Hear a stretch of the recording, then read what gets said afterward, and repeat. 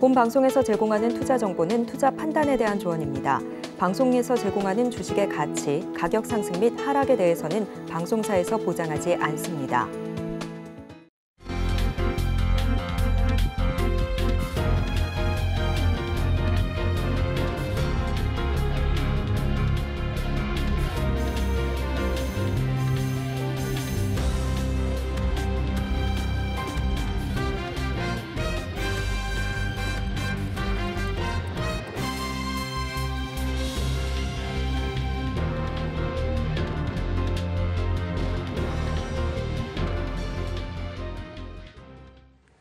시청자 여러분 안녕하세요. 오늘을 돌아보고 내일을 준비하는 오늘장 내일장 1부 진행의 백선혜입니다. 지난 거래일 미국 시장에서는 빅테크 기업들이 쉬어가면서 지수 역시도 내림세를 보였습니다. 우리 지수 역시도 약보합권에서 출발을 했는데요. 지금은 불을 좀 다르게 켜고 있습니다. 혼조 양상이 펼쳐지고 있는데요. 코스닥 시장은 힘을 내주고 있지만 코스피 시장은 힘이 좀 붙이고 있는 상황입니다. 이런 가운데 수출입 동향도 살펴보면 우리나라 무역 적자가 15개월째 이어지고 있습니다. 반도체 쪽이 부진하면서 역시나 무역 적자 계속해서 이어지고 있는 상황인데요. 이 점도 한번 참고를 해보시면 좋겠습니다. 본 방송에서 제공해드리고 있는 정보는 투자 판단을 위한 조언일 뿐 해당 주식의 가치와 수익률을 보장하지는 않습니다. 아울러 서울경제TV와 서울경제신문은 당사의 브랜드입니다. 최근 당사를 사칭하는 피해 사례가 늘고 있는 만큼 각별히 주의를 해주시기 바랍니다. 또 저희 방송은 유튜브를 통해서도 보실 수 있습니다. 유튜브 검색창에 서울경제TV라고 검색하시면 저희 방송과 함께 하실 수 있으니까요. 실시간으로 댓글도 많이 남겨주시기 바랍니다. 6월의 첫 번째 거래일입니다. 오늘장, 내일장 1부는 이 시각 보도본부로 시작해보도록 하겠습니다. 앞서서 살펴보셨던 헤드라인 중에서 몇 가지를 골라서 심층적으로 다뤄볼 텐데요. 오늘은 보도국의 성나균 기자와 함께합니다. 어서 오세요. 안녕하세요. 네, 일단 첫 소식부터 알아보겠습니다. 오늘부터 코로나19 위기 경보 단계가 낮아졌죠. 사실상 엔데믹이라는 이야기가 나오고 있는데 구체적으로 어떤 부분이 달라진 건가요? 네, 오늘 0시를 기해서 코로나19 확진자 격리 의무가 해제됐습니다. 지난 2020년 1월 20일 국내 코로나19 첫 확진자가 나온 지 1229일 만에 일상생활에서 방역 규제가 모두 풀린 겁니다. 앞으로는 마스크도 병원급 이상 의료기관 등 일부 시설에서만 의무적으로 착용하면 됩니다. 그리고 그동안 코로나19 확진자에게 적용됐던 7일 격리 의무가 5일 격리 권고로 바뀌었습니다. 의료기관과 감염 취약시설에서도 방역당국이 부여하는 격리 의무는 사라졌지만 입원 환자나 감염 취약시설 입소자에게는 7일 격리 권고가 적용됩니다. 학생은 5일간 등교 중지를 권고받고 결석 기간을 출석으로 인정받을 수 있습니다. 방금 말씀하신 것 중에 병원급 이상 의료기관이라고 하셨는데 구체적으로 어떤 시설을 말씀을 하시는 건가요? 네, 의원과 약국에서의 마스크 착용 의무도 전면 권고로 바뀌었다는 말을 드렸습니다. 다만 병원급 이상 의료기관과 입소형 감염 취약시설에서는 당분간 마스크를 계속 써야 하는데요. 아마 이 부분에 대해서 시청자 여러분들이 조금 헷갈리실 것 같습니다. 흔히 동네 병원이라고 불리는 의원에서는 간판에 병원이라는 표기를 할 수 없기 때문에 병원이라고 적힌 의료시설에서만 마스크를 착용하시면 됩니다. 입국자들에게 입국 3일차에 권고했던 유전자 증폭 검사, PCR 검사라고 하죠. 이 권고도 해제됐는데요. PCR 검사를 위한 선별 진료소는 계속 운영되지만 임시 선별 검사소는 문을 닫습니다. 그리고 백신 접종과 치료제, 입원 환자에 대한 치료비 지원은 그대로 유지됩니다. 네, 병원이라고 쓰인 기관에서만 마스크를 착용하면 된다는 점 참고를 해보시기 바랍니다. 다음 소식 알아보도록 하겠습니다. 글로벌 시장에서 우리나라가 기술 우위를 점한 분야가 있습니다. 이를 더 키워나가기 위해서 정부가 좀 팔을 걷어붙이고 있다라고 알고 있는데요. 자세한 내용 좀 짚어주세요. 네, 정부가 배터리, 전해질 등 우리나라가 글로벌 기술 우위를 확보한 분야에서 격차를 더 벌리기 위해 5천억 원 규모의 인공지능 프로젝트를 추진하기로 했습니다. 과학기술정보통신부는 인공지능 기반 초격차 핵심 기술 개발 프로젝트의 연구개발 예비 타당성 조사를 신청한다고 오늘 밝혔는데요. 정보통신기획평가원을 주축으로 2025년부터 5년간 수행하는 프로젝트 총사업비는 4,800억 원입니다. 올해부터 2027년까지 추진 계획이었던 인공지능 유망 기술 개발 사업은 여기에 통합됩니다. 앞선 수요조사에서 산업계와 학계 등으로부터 정부가 AI를 써서 개발에 나서주기를 바라는 기술 사례 700여 개를 모았는데요. 이 가운데 배터리 전해질, 채소류 종자 개발 등 우리나라가 기존에 보유한 기술력으로도 글로벌 경쟁력이 있다고 평가되는 과제 120개를 선정했습니다. 네, AI를 통해서 기술 격차를 벌린다는 게 좀 와닿지 않는데요. 어떤 건지 좀 자세히 설명해 주세요. 네, 한마디로 이 초격차 기술 개발을 AI를 통해서 한다는 겁니다. 정보통신기획평가원은 배터리를 예로 들어보면 전해질 구성을 어떻게 하느냐에 따라 폭발 위험, 충전 용량, 시간이 각각 달라지는데 AI로 최적의 시뮬레이션 결과를 내놓게 되면 기업이 개발과 실험에 들이는 시간과 노력을 줄일 수 있다고 설명했습니다. 구체적으로 도메인 전문가와 AI 전문가를 짝지어서 도메인별 전문 지식 기술을 AI가 심화하는 방법을 과제별로 연구합니다. 정부는 과제당 연 최대 20억 원을 지원할 예정입니다. 도메인별 지식이 부족하더라도 인공지능 기술 연구개발 능력이 뛰어난 전문가가 AI를 활용한 문제 해결을 돕기로 했습니다. 정부가 추진해온 AI 혁신 허브에 참여한 교수 연구진 158명이 AI 인재풀로 구성됐습니다. 이종호 과기정통부 장관은 지난 4월 AI 산업의 국가 경쟁력 확보 방안을 발표하면서 혁신적 초거대 AI 응용 서비스로 전문 특화 분야 세계 1위에 도전하겠다고 밝힌 바 있습니다. 네, AI를 통해서 기술 격차를 더 벌려보기를 기대해 보겠습니다. 마지막 소식입니다. 이 삼성전자가 구글과 또 인텔 등과 손잡기로 했는데 어떤 내용인지 자세히 좀 알려주세요. 네, 삼성전자가 첨단 반도체 생태계 구축과 확산을 위해서 오픈소스 소프트웨어 개발 프로젝트에 참여합니다. 삼성전자는 미국 현지 시간으로 지난달 31일 비영리 단체 리눅스 재단이 발족한 소프트웨어 개발 프로젝트 라이즈의 운영이사회 멤버로 활동하게 됐다고 오늘 밝혔습니다. 라이즈는 오픈소스 반도체 설계 자산인 리스크5를 활용한 소프트웨어를 개발하기 위해 출범한 조직입니다. 삼성전자를 포함해 구글, 인텔, 엔비디아, 퀄컴 등 글로벌 IT 반도체 업체들이 대거 참여합니다. 이번 프로젝트에 참여한 기업들은 리스크5를 기반으로 한 소프트웨어를 공동으로 개발할 예정입니다. 구글 수석연구원인 엠버 허프만 라이즈 프로젝트 의장은 리스크5가 상용화되려면 성능, 보안, 신뢰성, 상용성을 모두 갖춘 소프트웨어의 확보가 중요하다며 라이즈를 통해 검증된 소프트웨어를 확보해 리스크5 생태계를 확대하겠다고 말했습니다. 네, 오늘 이 시각 보도본부에서는 코로나19 위기경보 단계와 삼성전자의 글로벌 협력 이야기까지 나눠봤습니다. 지금까지 보도국의 성나균 기자와 함께했습니다. 오늘 말씀 고맙습니다. 감사합니다. 이 시각 주요 공시를 알려드리는 시간입니다. 스피드 뉴스엔 공시 김혜영 캐스터가 준비하고 있습니다. 스피드 뉴스엔 공시 김혜연입니다. 이 부채 한도 상향 합의안이 반대파가 대거 몰려 있었던 하원을 통과하게 되면서 이 미국의 디폴트 사태를 막을 수 있는 가장 중요한 관문은 넘겼다라는 평가를 받고 있습니다. 상원은 상대적으로 반발이 적기 때문에 무난히 법안을 처리할 것으로 예상이 되고 있는데요. 상원 표결 일정은 아직 미정이지만 현재로서는 일반 표결이 가장 유력한 상황이라고 합니다. 다만 시장이 마냥 웃을 수만은 없는 게 이 중국 경기가 위축이 되고 있고 미국도 고용이 견조하지만 세부적으로 내용들을 살펴보면 제조업 부문 등이 둔화세를 보이고 있다라는 분석들이 나오게 되면서 시장에는 부담으로 되고 있는데요. 그럼 이 밖에 또 어떤 짚어볼 만한 공시와 뉴스 있는지 살펴보도록 하겠습니다. 네, 첫 번째로 덴티스부터 살펴보도록 하겠습니다. 덴티스가 국내 치과계 최초로 큐브 자동화 보관 반출 시스템을 적용한 제3공장 착공에 들어갔다라고 오늘 공시를 통해서 밝혔습니다. 지난 1월에 신공장 준공을 위해서 대구 혁신도시 의료연구개발지구내에서 부지를 확보한 이후에 설계 및 행정 절차를 거쳐서 오늘 공사계약 체결을 마무리했다라고 하는데요. 덴티스는 임플란트 신공장이 완공된다면 연간 임플란트 생산량이 1,000만 세트로 생산 캐파가 확대된다라는 설명도 덧붙였습니다. 네, 이어서 케어젠도 살펴보도록 하겠습니다. 케어젠은 오는 15일 이사회를 열고 액면 분할을 안건으로 상정할 예정이라고 오늘 공시를 통해서 내용을 밝혔습니다. 액면 분할은 현재 액면 500원 주식을 액면 100원으로 분할하는 방식으로 진행이 되는데 그렇다면 이제 한 주가 5주로 늘어나게 되는 거죠. 회사 측은 유통 주식수 확대로 주식 거래에 이 유동성을 확보하고 주식 액면 분할 추진을 현재 준비하고 있다라는 공시를 했는데 신주 상장 예정일은 올해 8월 이내가 될 것이라고 덧붙였습니다.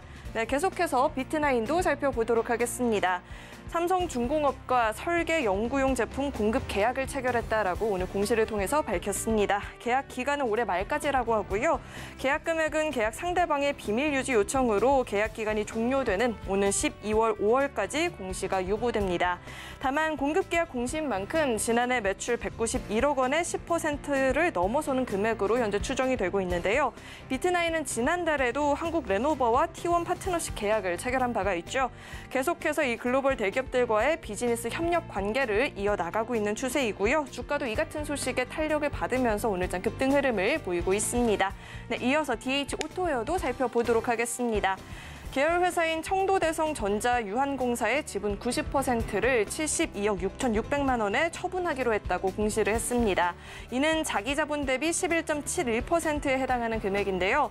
청도법인은 지난 2008년에 설립이 됐고 지난해 197억 원 매출에 12억 원의 순이익을 냈는데 이번 처분 이후에 DH오토웨어의 지분 비율은 10%로 줄어들게 됩니다. DH오토웨어는 이번 매각을 통해서 사업 구조를 개편하고 신성장 동력을 확보하겠다라는 방침을 밝혔습니다. 네, 지금까지 오늘장 주요 공시와 뉴스를 짚어봤고요. 지금까지 스피드 뉴스앤공시 김혜연이었습니다.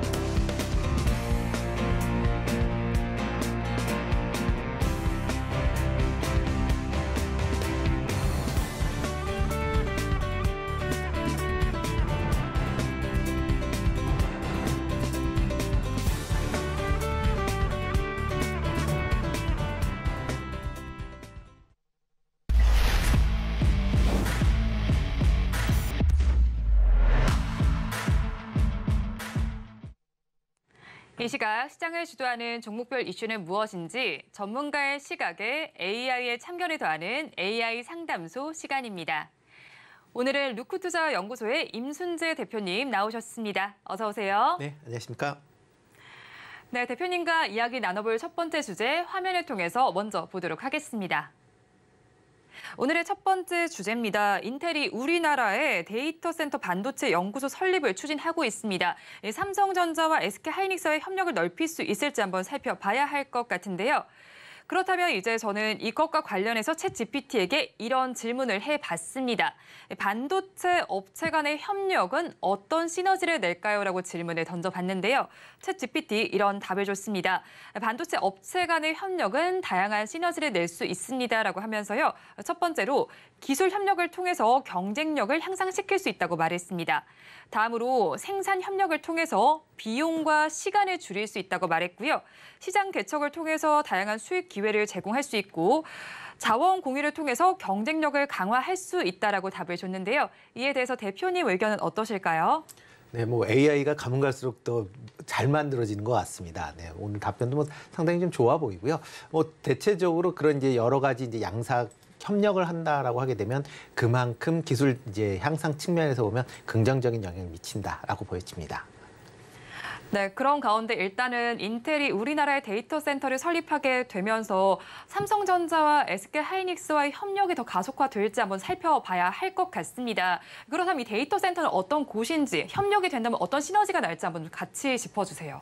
네, 뭐 인텔이 이제 지난 24일 날 대만의 인텔 비전 2030이라는 행사를 했습니다. 그 안에서 이제 글로벌 연구센터를 건립을 하겠다라고 이제 계획을 이제 발표했고요. 뭐 세부적인 그런 사항들이 이제 어제 이제 신문에서 보도가 됐다라고 보시면 되겠습니다. 뭐 한국, 미국, 중국을 비롯해서 이제 총 6개국에 이제 설립될 예정이다라고 하고요. 각 국가마다 이제 좀 갖고 있는 이제 특화되어 있는 그런 기술들이 있습니다. 그런 이제 기술에 맞춰서 그거에 맞는 이제 연구 R&D 센터를 만든다라고 보시면 될 것 같습니다. 뭐 국내에 지금 설치되어 있는 거는 설치될 걸로 예상이 되고 있는 거는 이제 데이터 센터용 CPU, 아니 뭐 CPU뿐만 아니라 GPU도 가능성이 있어 보이고요. 뭐 그와 관련된 이제 반도체와 호환성에 대한 검증을 하는 그런 이제 내용이 주가 될 것이다라고 이제 얘기가 나오고 있는 그런 상황입니다.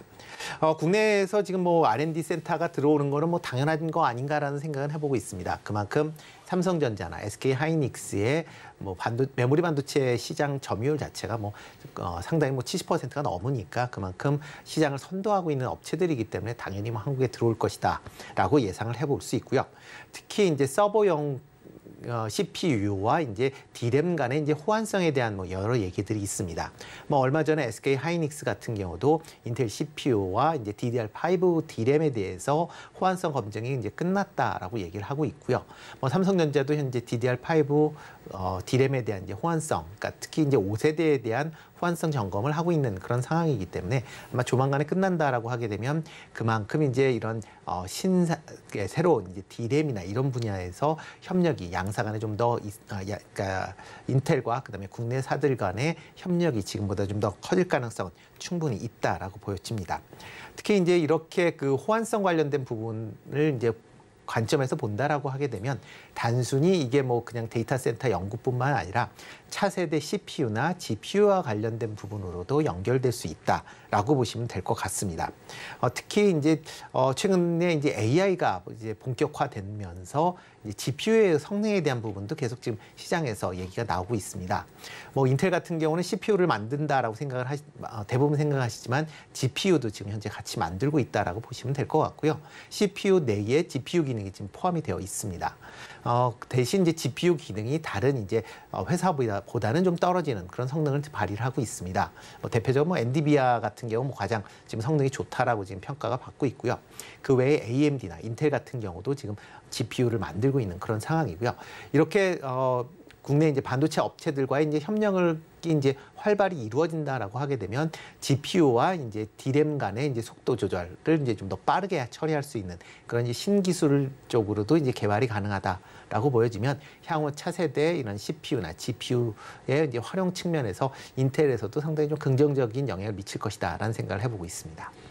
일단 인텔이 우리나라 안에 연구소를 설립하게 되면서 우리나라 반도체 업체와의 협력이 더욱더 공고히 될 것이다라고 말씀을 해주셨는데요. 그런 가운데 오늘 주가를 좀 살펴보면 대장주인 삼성전자는 좀 쉬어가고 있지만 SK 하이닉스는 그래도 강세를 펼치고 있습니다. SK 하이닉스의 경우에는 인텔의 낸드 사업부를 인수하기도 했고요. 인텔 측에서도 지금 살펴보면요. D램 시장이 커져가고 있는 가운데 SK 하이닉스의 D램 기술력을 좀 높게 평가를 하고 있잖아요. 그렇다면 인텔이 우리나라의 연구소를 설립하는 부분이 삼성전자보다는 SK 하이닉스에 조금 더 호재로 작용을 하게 될까요? 그 영향은 상당히 좀 제한적이지 않을까라는 생각을 해보고 있습니다. 물론 이제 SK 하이닉스와 지금 뭐 중국에 있는 낸드 사업부에 대한 인수가 현재 진행 중에 있기 때문에 그만큼 삼성보다는 좀 더 이제 긴밀한 거 아니냐라는 뭐 많은 이제 추측들을 해볼 수가 있고요.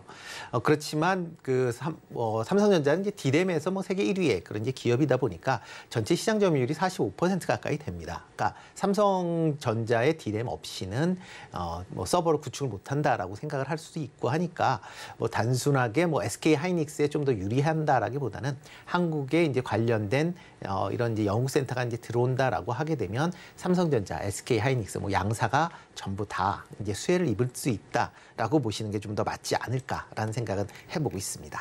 네, 일단 뭐 SK 하이닉스만 바라보시는 것이 아니라 삼성전자를 비롯해서 반도체주 전반을 바라보라라고 말씀을 해주셨는데요. 그렇다면 이런 상황에서 차세대 서버 시장의 개화에도 속도가 붙을 것으로 기대가 됩니다. 그렇다면 저희는 대형주도 봐야 하지만 중소형주도 봐야 할 것 같은데 중소형주는 저희가 어떻게 바라보면 좋을까요? 네, 뭐 국내에서 대부분 이제 반도체 하면 뭐 삼성전자, SK 하이닉스를 생각을 하실 거고요. 물론 이제 삼성전자나 이제 SK 하이닉스가 이제 차세대 반도체에 대한 부분, 특히 이제 메모리 반도체에 대한 부분에 이제 상당한 그런 이제 노하우를 갖고 있고 이제 기술력을 갖고 있는 그런 회사입니다. 다만 이제 현재 삼성전자나 SK 하이닉스의 D램 재고, 특히 이제 DDR4 D램에 대한 재고 부분을 어떻게 빨리 소진되느냐가 아마 해당 기업들의 향후 주가 탄력성을 결정을 지을 걸로 예상이 되고 있고요. 그렇기 때문에 이런 DDR4 DDR4에 대한 재고 부분이 어떻게 줄어드는지에 대한 부분도 같이 확인을 한번 해보셔야 될 것 같습니다.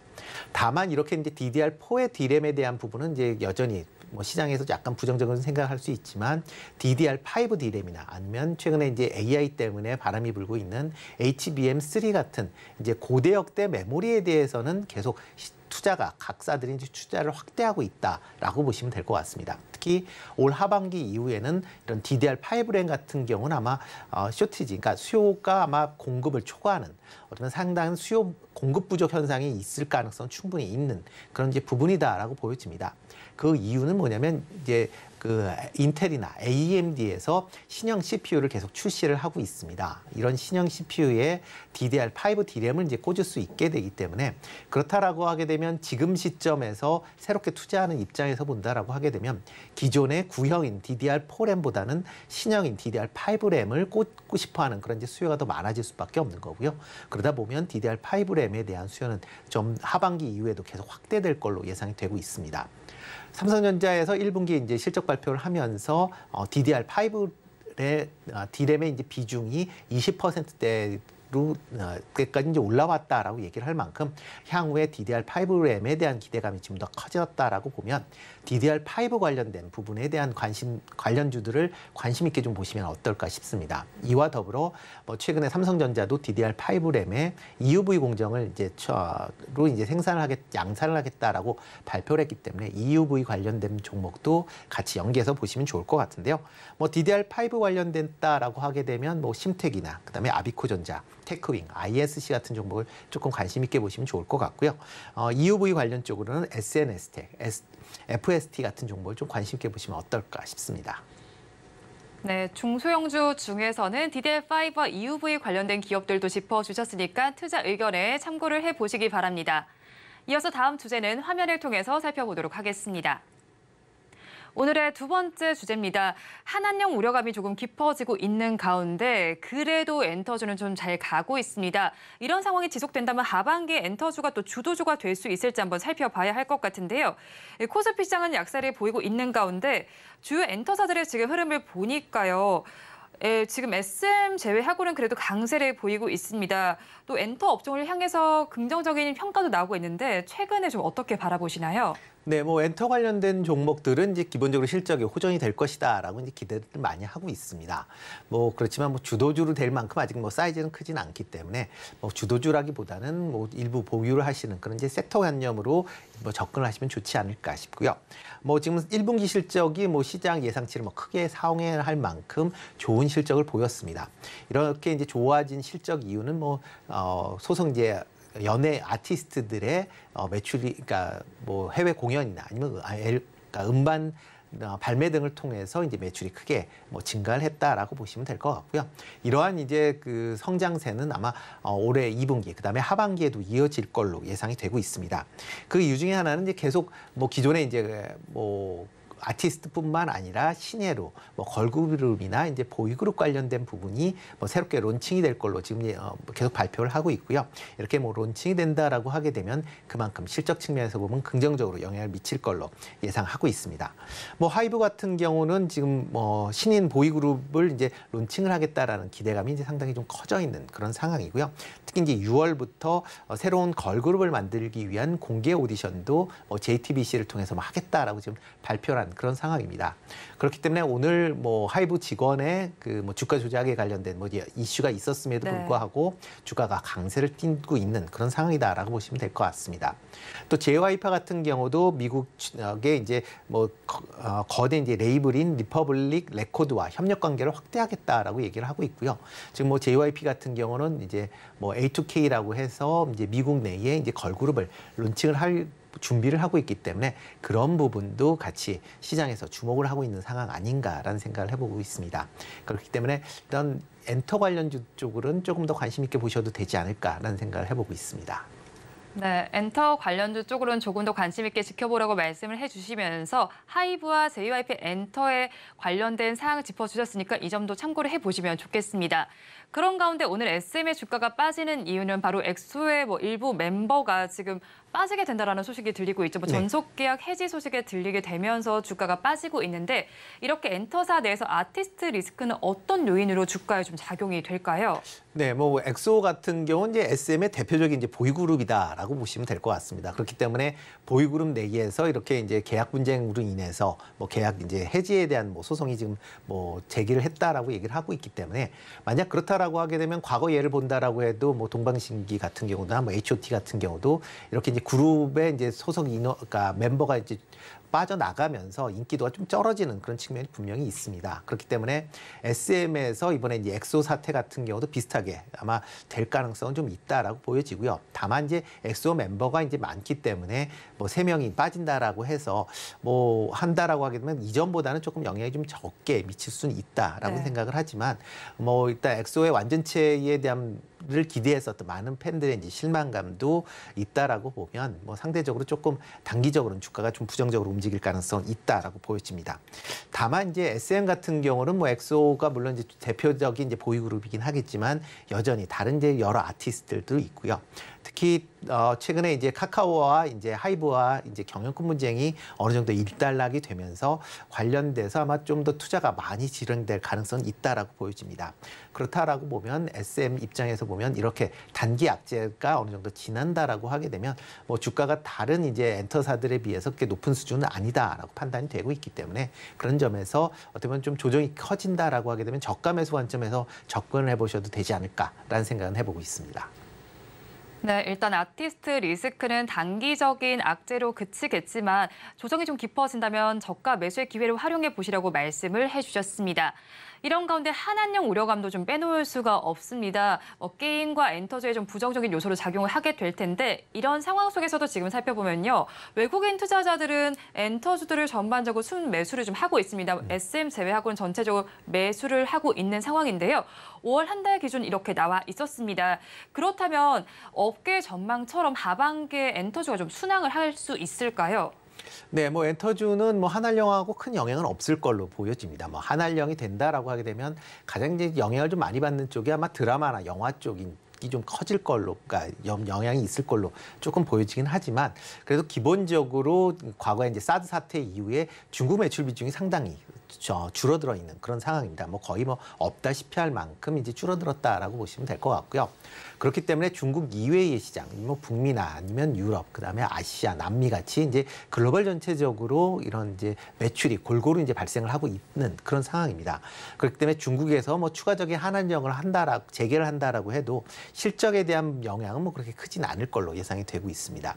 다만 이제 중국 시장의 이제 재개에 따라서 향후에 이제 중국 관련된 매출이 증가할 것이다라는 기대감이 좀 줄어들고 있다라는 건 조금 부정적으로 볼 수는 있겠지만 그렇게 그 영향은 상대적으로 좀 제한적일 수밖에 없다라고 생각은 좀 하고 있습니다. 대신 이제 국내 이제 아이돌 그룹의 이제 글로벌 인기가 계속 상승을 하면서 관련된 기업들의 매출이나 영업이익은 크게 증가할 걸로 그렇게 예상을 하고 있습니다. 특히 이제 국내 아이돌 그룹들이 이제 글로벌 순회 공연들을 지금 계속 진행을 하고 있고요. 안표 같은 경우 상당히 높은 가격에 형성이 될 만큼 그만큼 인기가 높다라고 보시면 될 것 같고요. 이런 공연 수입뿐만 아니라 공연을 하게 되면 해당 아이돌에 대한 굿즈 판매도 상당히 증가하는 그런 모습을 보이고 있습니다. 그래서 굿즈 상품에 관련된 매출도 부가적으로 이제 발생을 한다라고 보면 현재와 같은 이제 코로나 이후에 이런 해외 공연과 그다음에 이런 굿즈 판매가 증가를 한다라고 하게 되면 실적 측면에서 보면 좀 긍정적으로 또 보셔야 되지 않을까라는 생각은 해보고 있습니다. 엔터주에 한한령이 미칠 영향은 제한적일 것이다라고 분석을 해주셨습니다. 탑픽 종목은 이어지는 화면을 통해서 살펴보시기 바랍니다. 지금까지 류크투자연구소의 임순재 대표님과 오늘 이 시간 함께했습니다. 오늘 말씀 고맙습니다. 네, 고맙습니다.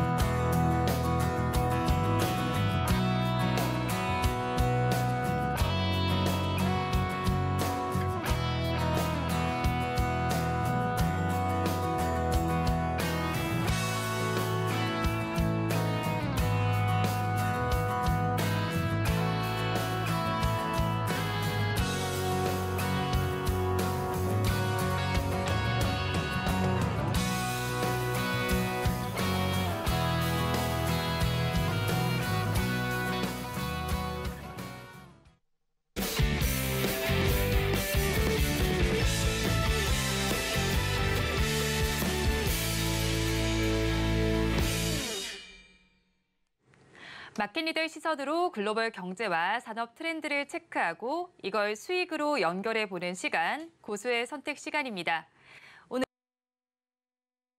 오늘입니다. 어서 오세요. 네, 안녕하세요. 네, 박사님과 이야기 나눠볼 주제 화면을 통해서 먼저 살펴보도록 하겠습니다. 오늘의 주제입니다. 세린메이를 우리 증시는 이겨낸 것으로 보입니다. 그런데 하반기 증시를 두고는 낙관론과 비관론이 존재한 상황인데요. 6월에 서머랠리가 올지 한번 살펴봐야겠습니다. 일단 주요 증권사의 지금 코스피 지수 밴드를 좀 살펴보면 좋겠어요. 지금 가장 낙관적으로 지금 관측을 하는 곳은 보면 DB금융투자로 3천까지도 제시를 하고 있습니다. 그렇다면 박사님께서 보시기에는 지금 하반기 어떻게 흘러갈 걸로 전망을 하시나요? 네, 뭐 하반기 코스피 지수를 뭐 전망하기는 좀 힘든데요. 네. 네, 그래도 좀 전체적인 시장이 매크로 때문에 안 되는 환경은 아니다. 네, 그러니까 뭐 지금 아주 뭐 예민한 문제들이 많지 않습니까? 그렇죠. 네, 연준의 금리 인상부터 해가지고 추가 인상이 있느냐 없느냐, 또 경기 연착륙은 어느 정도 강도로 진행될 거냐 이런 부분들이 좀 불확실성이 있는데. 종합해서 보면 주가가 바로 대세 상승으로 가기에는 조금 부족한 면이 분명히 있다라는 것이고요. 그렇다고 해서 본격적으로 약세장이 올 수 있는 그런 여건도 아니다. 그러니까 매크로 환경이 주식시장에 미치는 영향은 조금 제한적인 수준에서 작동되지 않을까라는 생각을 합니다. 그러니까 투자 심리와 좀 월별로 네. 여러 가지 이벤트라든지 수급이라든지 이런 것들이 좀 작동되면서 전체적으로는 코스피가 한 2,500을 중심으로 박스권을 보일 것 같은데요. 뭐 플러스 마이너스 10%로 좀 레인지를 조금 넓게 본다면 2,300에서 2,800 정도가 하반기에 움직일 수 있는 코스피의 레인지 아니냐, 밴드 아니냐 이렇게 생각을 하고 있습니다. 네, 일단은 매크로 이슈가 지수에 미칠 영향은 조금 제한적일 것이다라고 분석을 해주셨고 코스피 지수에 대해서는 2,500선 내외로 좀 박스권 장세가 펼쳐질 것으로 전망을 해주셨습니다. 이런 가운데 6, 7월에는 FOMC가 차례로 예정이 되어 있습니다. 사실 그런데 굉장히 좀 차이가 나고 있잖아요. 비대위파 외파 위원들의 의견차가 많이 나고 7월에는 금리가 또 어떻게 나타나게 될지 한번 전망을 해주신다면요. 네, 지금 뭐 여기 나와 있듯이 지난 5월 FOMC에서의 의사록을 보니까 네. 조금 분열이 돼 있습니다. 그렇죠. 그래서 한 반반으로 좀 갈려 있고요. 그러니까 뭐 약간 비둘기적인 사람들은 위원들은 정말로 이제는 좀 충분히 긴축적이다. 네. 그래서 올릴 만큼은 올렸다라는 거고요. 약간 매파적인 성향을 가지신 분들은 아직까지도 근원 물가를 보니까 변동성을 제외한 근원 물가, 핵심 물가를 보니까 아직까지는 임금 인플레이션이 물가를 괴롭히고 있다. 그러니까 긴장감을 늦춰서는 안 된다라는 것이죠. 그래서 한 분열을 보였습니다. 네. 그런데 최근에 이제 엊그제 좀 뭐 패트릭 하커라든지 뭐 여러 위원들의 얘기를 종합해 보니까 6월 달에는 동결 쪽으로 가는 것 같아요. 저도 그렇게 생각을 합니다. 일단은 많이 올렸기 때문에 네. 그러니까 13개월간 500bp를 올렸거든요. 그렇죠. 뭐 네. 동결 기조가 뭐 우세하기는 한 것 같네요. 네. 네. 그래서 뭐 CME 선물 시장에서 뭐 왔다 갔다 하지만 전체적으로는 6월 달에는 일단 완전히 중단한 건 아니지만 네. 조금 지켜볼 필요가 있다. 그러니까 완전히 끝난 건 아니다. 금리 인상 사이클이. 하지만 6월 달에는 6월 14일 날 예정된 FOMC에서는 일단 동결을 하고 그 다음에 이제 뭐 6월 13일 날 FOMC 전날 나오는 뭐 5월 CPI 지표 네. 그것도 좀 중요할 거고요. 또 6월 달 뭐 당장 뭐 이번 주에 주말에 나오는 우리 시간으로 토요일 날 받아볼 수 있겠죠. 5월 고용 지표 네. 이런 것들 또 다음 FOMC를 또 지나고 나면 또 6월 고용 지표 이렇게 이제 한두 번의 고용 지표나 물가 지표를 받아보면 7월 달에 인상할 건지 안 할 건지에 대한 여부가 이제 결정될 건데 네. 거기에 대해서는 확정 짓지 말자라는 게 이제 연준 위원들의 대부분의 생각인 것 같습니다. 그러니까 열어놔야 된다. 동결은 아니고 이번에는 쉬어가는 자리는 맞다. 하지만 완전히 시장이 동결한다라고 생각하면 그것은 오해일 거다라는 쪽에 지금 포커스가 맞춰져 있는 것 같습니다. 그렇죠. 뭐 FOMC에서 금리를 동결한다라는 건 아직까지 좀 이른 관측이다라고 말씀을 해주셨는데 또 일각에서는 방금 박사님께서 말씀해 주신 것처럼 경제 지표가 나오는 상황을 보고 인상을 할 수 있다라는 기조도 나오고 있잖아요. 이렇게 한 번 더 인상을 하게 된다면 시장이 위축되게 될까요? 네, 맞습니다. 하반기에 뭐 가봐야 알겠습니다만은 지금 시장의 컨센서스는 연착륙은 연착륙이지만 경기가 조금 슬로우 다운, 그러니까 위축되는 것에 대해서는 모두가 동의하고 있거든요. 성장률, GDP 성장률로 보면 아마도 저는 3분기에 마이너스 한 0.3 정도, 그러니까 마이너스의 소폭 마이너스 성장률이 찍히지 않을까. 잘못하면 3분기, 4분기 연속해서 마이너스가 나올 수도 있고요. 조금 늦어지면 뭐 금년 4분기, 내년 1분기 그렇게 2분기 소폭이지만 마이너스 성장률이 한 2번 연속 지킬 수 있는 그런 매크로 환경이라고 생각합니다. 그렇다고 보면 이 정도의 약간 성장률 둔화는 시장 금리로 봐서는 사실은 뭐 한 10년물 미국 국제 10년물 기준으로는 한 3% 아래로 찍혀야 되거든요. 네. 그러니까 2%대의 시장 금리가 찍혀야 되는데 기준 금리가 지금 높다 보니까 5.25다 보니까 시장 금리가 내려가는 게 한계가 있습니다.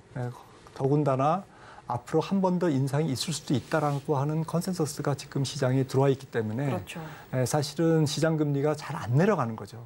그래서 경기와 시장 금리의 미스매칭, 이거는 펀더멘탈은 별로 안 좋아지는데 주식시장을 시장 금리가 상당히 괴롭힐 가능성이 있다라는 것이죠. 그러니까 경기의 온도와 시장 금리 내지는 금융 환경의 어쨌든 퍽퍽함, 빡빡함이 서로 미스매칭되고 있기 때문에 하반기의 객관적인 주식시장의 환경은 좋지는 않습니다. 하지만 앞서 말씀드렸듯이 정말 시장을 곤두박질치게 만들 정도로 나쁜 그런 상황이냐? 그건 또 아닌 거죠. 왜냐하면 시장은 어쨌거나 시간이 지날수록 연준은 금리 인상을 멈추고 내릴 거라는 것에 대한 확신이 있잖아요. 그리고 아마 내릴 겁니다. 네. 내년 초 되면 연준이 금리를 내릴 거기 때문에 이러한 부분에서는 사실 시간은 사실 우리 편인 거죠. 네. 시장은 주식 투자자의 편인 거는 분명한 것 같습니다.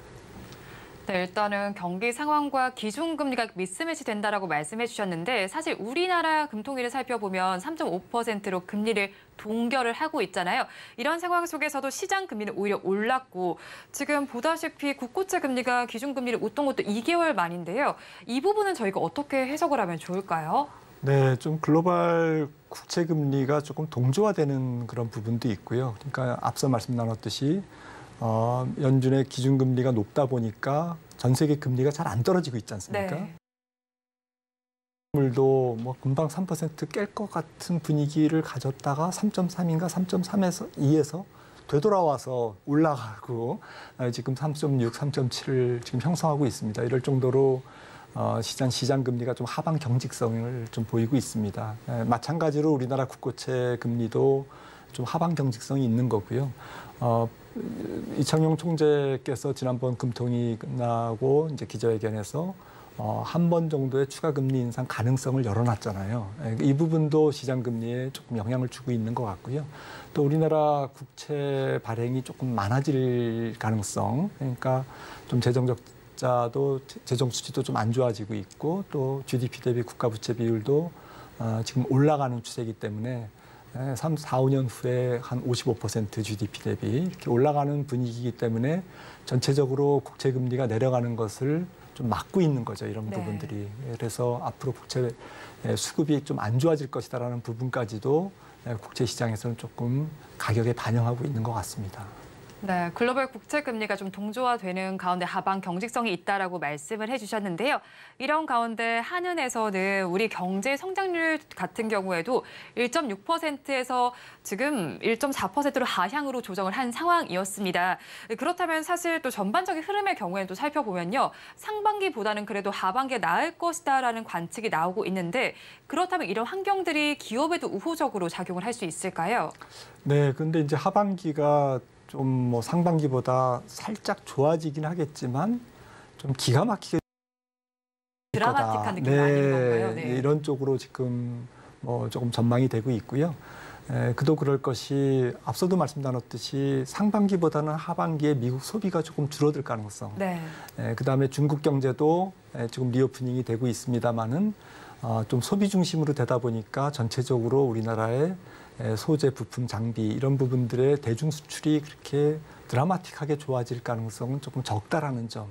네. 이런 부분들이 전 세계 경제가 물론 이제 조금 뭐 가봐야 알겠습니다만은 무조건 상저하고만 아닐 수 있다라는 것이죠. 이제 그런 측면에서 지금 한국은행도 올해 성장률을 앞서 전망했던 OECD라든지 ADB라든지 또 IMF 전망보다도 더 낮게 잡았습니다. 1.4%는 사실 한국은행 전망으로서는 사실 조금 쇼킹한 그러한 전망이거든요.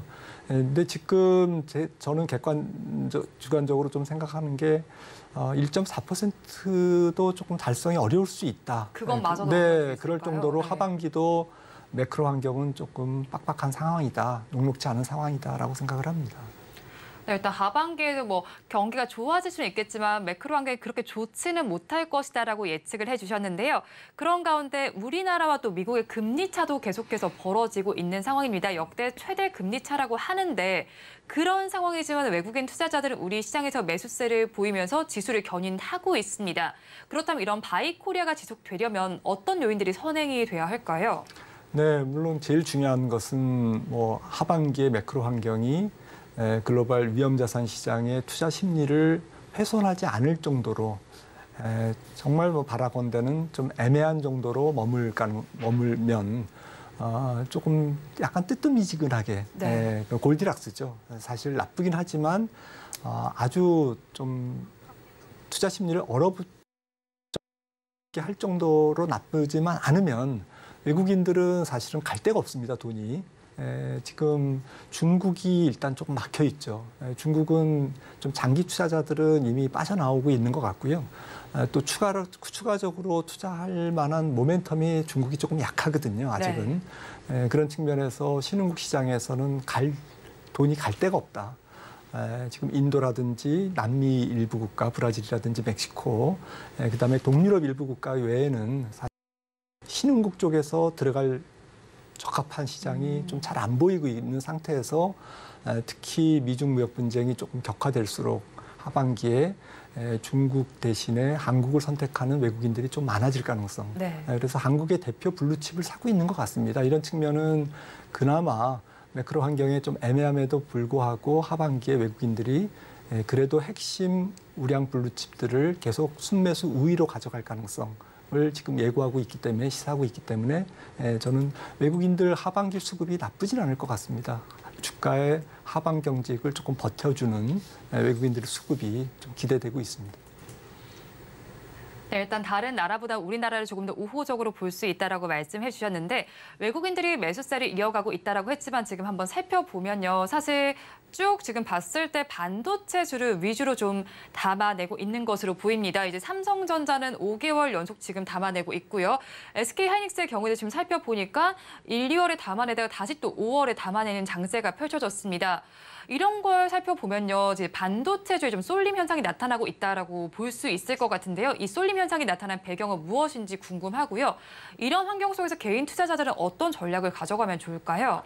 네, 외국인들이 지금 한국을 물론 집중해서 사고는 있습니다만은 말씀 주셨듯이 종목 중심으로 사고 있고 그것은 뭐 종목 중심이라기보다는 한국의 대표 주식을 삼성전자와 현대차 중심으로 지금 접근하고 있는 것은 아무래도 좀 글로벌 투자 환경이 좀 전반적으로 좀 확대되는 분위기는 아닌 것 같고요. 네. 그러니까 선택적으로 한국을 선택할 수밖에 없는 상황에서 한국의 대표주를 제한적으로 사고 있다. 그렇게 정리할 수 있겠습니다. 그런 측면에서는 지금 아까 표에서도 보셨듯이 네. 외국인들이 매수하는 종목은 정해져 있거든요. 하반기에도 그렇죠. 거의 정해져 있을 것 같습니다. 자동차, 반도체, 자동차, 그리고 일부 2차 전지 업종, 그다음에 좀 그 방산, 네. 그리고 약간 신재생 쪽에 이제 좀 매수세가 들어오고 있고요. 이런 쪽에서 좀 제한된 우리나라의 대표 성장주를 접근할 가능성이 높아 보입니다. 네, 외국인의 경우에도 약간 우리나라 주식들이 좀 편식하는 느낌이 들고 있습니다. 반도체주 중심이나 앞서서 짚어주셨던 부분들 한번 체크를 해보시면 좋겠고요. 그렇다면 일단 증권가에서는 이 지수의 박스권 돌파 가능성이 제기가 되면서 서머랠리에 대한 기대감도 높아지고 있습니다. 그런데 앞서서 박사님께서도 언급을 해주신 것처럼 뭐 외국인의 매수세도 살펴봤을 때 좀 종목별로 차별화된 장세가 나타날 것 같기도 합니다. 그렇다면 이런 6월 시장 저희는 어떻게 투자 전략을 가져가야 할까요? 네, 좀 앞서도 말씀 나눴듯이 사실은 조금 제한된 성장주로 순환매가 돌 가능성, 그리고 매크로 환경은 주식시장이 바로 약세장도 아니고 또 아주 좀 그 폭발적인 네. 강세장으로 전환되는 것도 아닌 애매한 상황에서 지수 변동폭은 좀 제한되고 성장주의 릴레이 순환매라고 할까요? 네. 그러니까 전체 시장, 전체 업종을 들어올리기에는 조금 체력이 약한 그런 상태에서 결국엔 선택적인 종목들이 돌아가면서 이제 릴레이를 하는 이제 그런 순환매적 성격을 보일 것 같습니다. 그렇다면 결국 순환매 이런 장세에서의 길목 지키기 전략이 좋을 것 같고요. 그러니까 뭐 장기 투자자 입장에서는 사실 반도체와 자동차 혹은 뭐 조금 실적이 좋아질 가능성이 높은 K 컨텐츠라든지 방산 이런 쪽을 좀 집중해서 좀 담아두시면 좋을 것 같고요. 단기적으로 트레이딩 하시는 분들은 좀 성장주의 길목 지키기 측면에서 너무 쫓아가는 매매보다는 네. 조금 기다리는 어차피 순번을 갖고 이제 돌아가는 그렇죠. 그런 네. 장이라면 조금 너무 뺏을 길게 잡기보다는 기다리는 전략이 조금 좋지 않을까라고 생각을 합니다. 네, 6월 한 달 동안 순환매 장세 속에서 좀 기다리는 전략을 가져가면 좋겠다라고 말씀을 해주셨는데요. 그렇다면 사실 앞서서도 살펴본 것처럼 엔비디아가 우리 시장의 반도체주를 좀 견인했다라고 볼 수 있을 것 같은데 엔비디아도 지금 시총 1조까지도 터치를 한 상황에서 고점에 대한 부담감도 있기는 합니다. 그렇다면 이런 상황 속에서도 엔비디아가 우리 반도체주를 계속해서 끌어올릴 수 있을까요? 네, 엔비디아가 지금 폭발적인 인기를 모은 것은 사실은 뭐 디램 사이클하고는 조금 거리가 있죠. 그렇죠. 네, 그래서 AI라는 어쨌든 컨셉트로 지금 독주를 한 건데요. 연초 대비 거의 3배 가까이 오른 다음에 조금 반납하고 있습니다만 여전히 지금 많이 올라 있는 상태죠. 네. 그래서 AI라는 어쨌든 좀 성장성이 가장 부각된 이런 테마가 비단 AI뿐만 아니라 다른 성장 테마로 조금 순환할 수 있는지라는 것을 이제 국내 시장에 국한돼서 볼 게 아니고 네.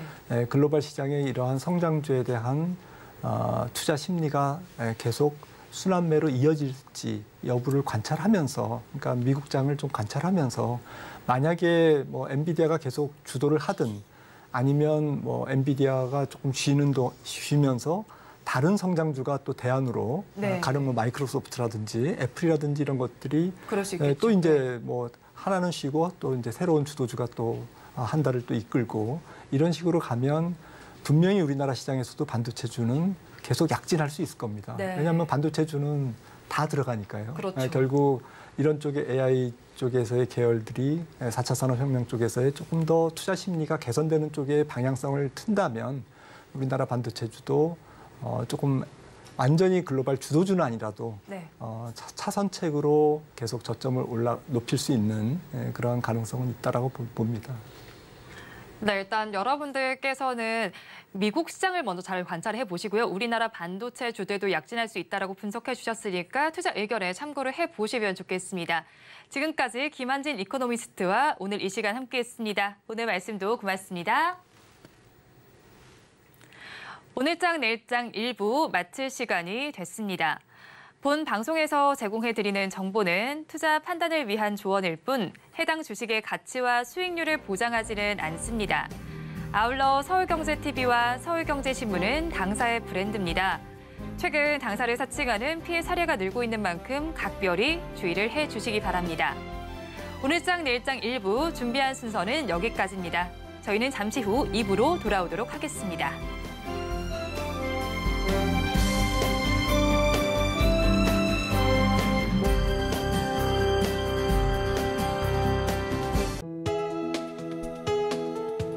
본 방송에서 제공하는 투자 정보는 투자 판단에 대한 조언입니다. 방송에서 제공하는 주식의 가치, 가격 상승 및 하락에 대해서는 방송사에서 보장하지 않습니다.